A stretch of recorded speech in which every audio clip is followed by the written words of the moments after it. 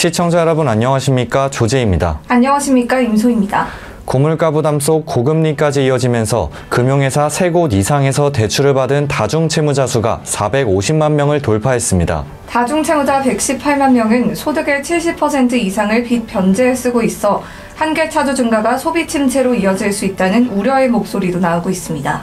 한편 상환 능력도 한계에 이른 것으로 보아 대출 한도와 높은 금리 등으로 추가 대출을 통한 돌려막기가 불가능한 상황이 원인으로 분석됩니다. 이 시각 주요 뉴스입니다. 이준석 개혁신당 대표와 이낙연 새로운미래 대표가 주축이 된 통합개혁신당의 주요 당직자 인선이 마무리됐습니다. 당 지도부는 설 연휴 기간인 지난 11일 첫 회의에서 비례대표용 위성정당을 만들지 않겠다는 방침을 발표했습니다.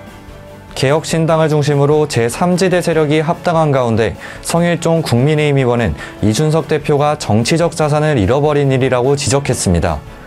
성 의원은 민주당의 공천학살로 인해 개혁신당에 합류하는 민주당 세력이 많아질 것이라며 빅텐트는 민주당 중심으로 가게 될 것이라고 주장했습니다. 비트코인 가격이 5만 달러를 돌파했습니다. 이는 비트코인 현물 상장 지수펀드 유입과 기관의 매수세에 힘입은 결과인데요. 시가총액 기준 2위인 이더리움도 2022년 4월 이후 최고점을 찍었습니다.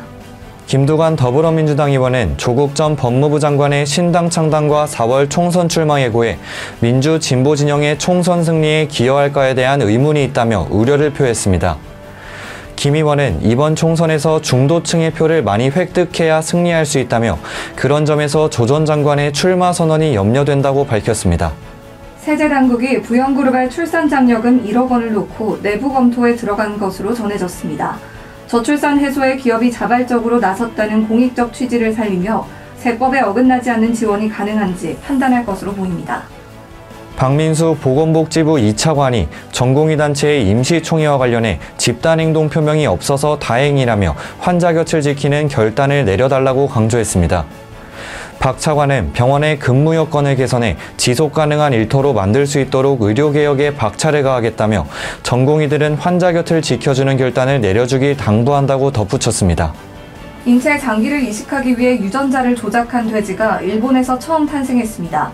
13일 NHK 등 현지 언론에 따르면 일본 벤처기업 포르메드텍은 장기를 인체에 이식해도 거부 반응이 일어나지 않도록 면역 관련 유전자를 조작한 돼지 3마리를 태어나도록 하는 데 성공했다고 발표했습니다.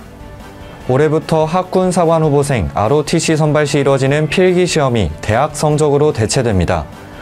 육군 학생군사학교는 최근 ROTC 지원율이 급감하자 지원율 제고를 위해 이 같은 결정을 내린 것으로 풀이됩니다.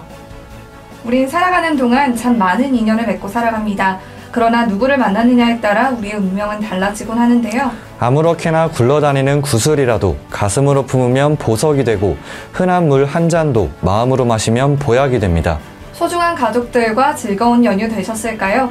풍성한 인연이 지속되길 바랍니다. 지금까지 이 시각 주요 뉴스였습니다. 구독과 좋아요를 눌러주시면 더 좋은 뉴스로 보답하겠습니다. 지금까지 임소희, 조재입니다.